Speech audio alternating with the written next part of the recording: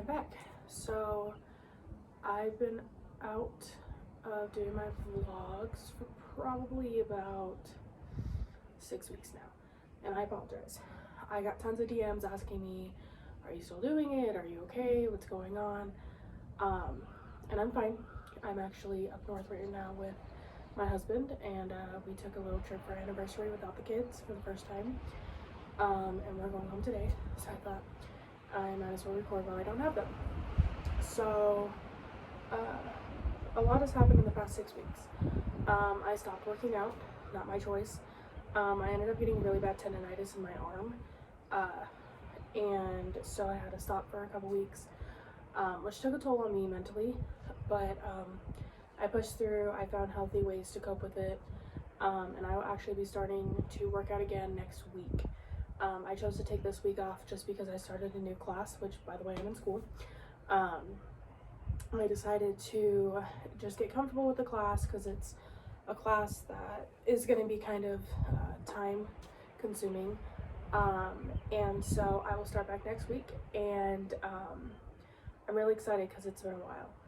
But yeah, so that's kind of what's happened, and why you have not seen workout videos. I have not just stopped doing it. I actually, like I said, I got an injury, and so I had to stop. Let's see. A lot of people have been asking how I'm grieving. And I've actually been good. I've been healthily grieving. It's been hard the past couple weeks. I don't know why, but I've just kind of been accepting of it. It's gonna come in waves, and that's okay. And it's okay to have bad days. It's okay to have good days. You want mainly good days, but bad days are okay, and do not give yourself a hard time for it, especially with everything going on right now. Just with this pandemic and just all of the craziness in the world. So there's that. One of the questions that I was asked was, what is the toughest thing being a mom? And I mean, being a mom has its moments, but overall, I mean, it's not tough. The only tough thing is, like, I want to say when there's in that moment when I just need a second to breathe. I feel like as a mom, you don't really get that second to breathe, but you work through it and you keep pushing. I got another question of what's it like being a mom with 2 under 2. It's crazy. It's hectic. But they're actually almost on the same schedule, so that's been easy. So, like, they eat around the same time, they'll take naps around the same time. Obviously, Oakland, our youngest, sleeps more than our oldest, but when our oldest goes down for her naps, normally our youngest will be asleep too, but if not, she'll be awake, but she's very relaxed and easy, just like our oldest was. I got asked, what's it like to be a mom full-time and a college student full-time? It has its moments where it's challenging, but for me personally, I do my homework and all of my essays, whatever you want, projects, whatever, when they go to bed, just because I don't want to take time away from my kids with me by doing homework. So I always time manage the best I can and make sure I either get it done when my husband gets home and he's cooking dinner, then I might do it if our oldest is in bed already, but if not, then I just wait until it's all calmed down, the youngest is getting ready for bed, the oldest is in bed asleep. We got a Dalmatian about a month ago. Her name is Ruby. She has been great. She is about to be potty trained completely. We have maybe like a week or so.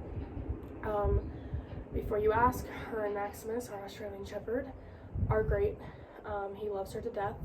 She actually she fractured her tibia falling off the couch, and by falling I mean jumping.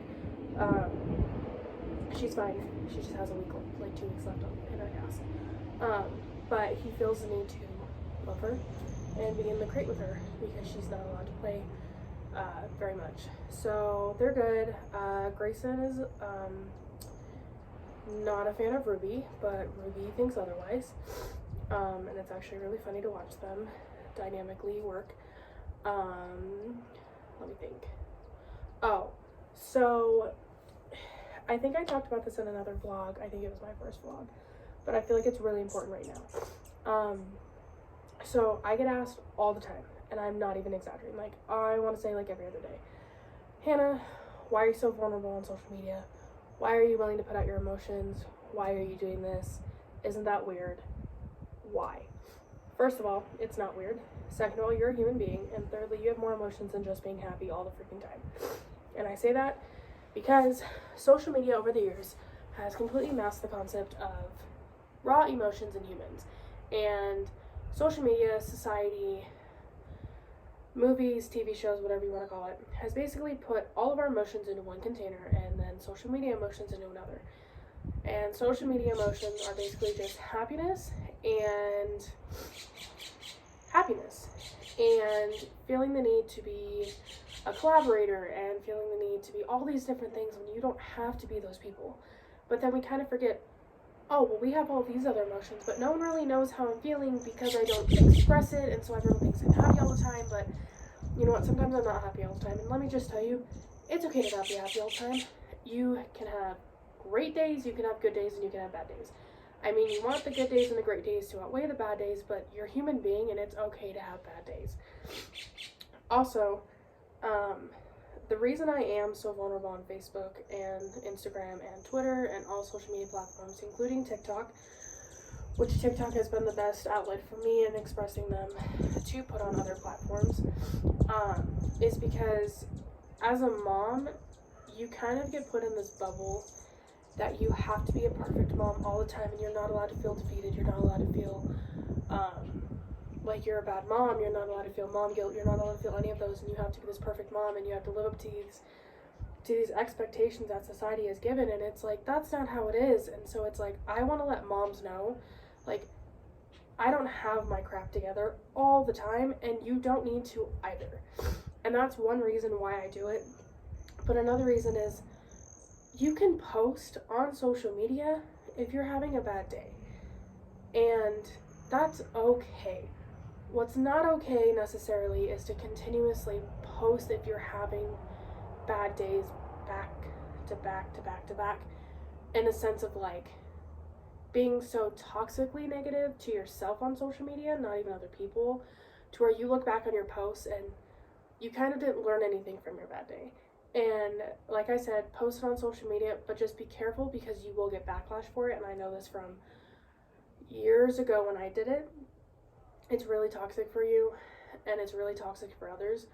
But if that's what you need to do, then do it. Don't listen to other people, just do it. But just a heads up, it might cause backlash. And if you can handle that, then that's okay. But what I'm saying is, just don't put yourself in this social media box and make yourself think that you have to be perfect, because you don't. And that's just what I was trying to get from that. But especially with just what's going on in this craziness, it's like, it's okay to feel emotions you've never felt before. Sorry. It's okay to think certain things. It's okay to want to do certain things. But overall, just like, remember you're a human being and that you have these emotions that need to be expressed. And it's okay to post them on social media, guys. It's okay. And if you feel like you're going to get judged because of what you post on social media, then maybe you need to post it. Because if you're comfortable, you're not learning. If you're comfortable, you're not growing. If you're comfortable, you're really not changing your perspective on things. And personally, I feel like when I post things that are very vulnerable and very, very sensitive to the point, not sensitive, but like something that I didn't think I'd ever post, like my TikToks that are very emotional, I've learned that I get more feedback in a positive way than I thought. But I grow as a human, and I grow as a mom, and I realize that these moms need to hear these things. What's the last thing? There was one more thing.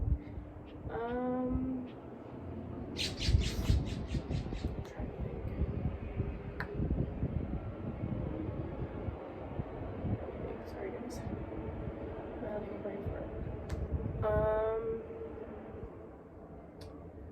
someone asked me, how has having kids affected your marriage? It has, but not in bad ways. I feel like Dustin and I have grown better in our relationship as a couple, having kids. I'm not going to say it was easy as pie and that it's been the easiest, breeziest thing in the world. We have our moments. It has a lot to do with we are both parented differently, way differently, which is okay, and I feel like that's even better because you can both come together from different perspectives and use it for parenting. It's harder because in some ways just because there's days where he wants to come home and from work and just do nothing, and you can't when you're a parent.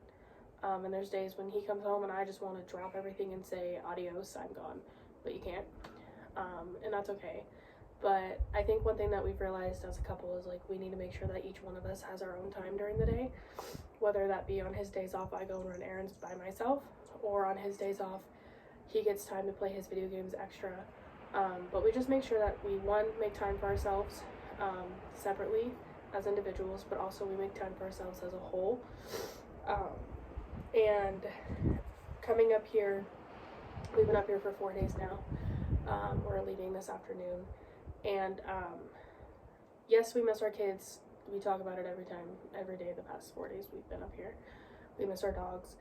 But it was something that was needed because of this whole coronavirus and everything. We weren't able to go on date nights like we normally do when our family takes the girls. So, sorry guys, I have really bad allergies right now. So that's that. But I mean, it's not a walk in the park. And that's okay. But we're pushing through it, and it's making us a stronger couple and making our marriage more healthy. And we're showing our kids that, like, it's not easy, but we're gonna do it and we're gonna make it work. So that is what's been going on. Again, if you have any questions you want me to answer, any funny stories you want me to say, I can do a funny one next week. Literally ask me anything and I will answer you, as long as it's appropriate, because I have some viewers who are under the age of 18 and I refuse to talk inappropriately in that matter. So keep it appropriate, stay safe, and remember that you are loved and that you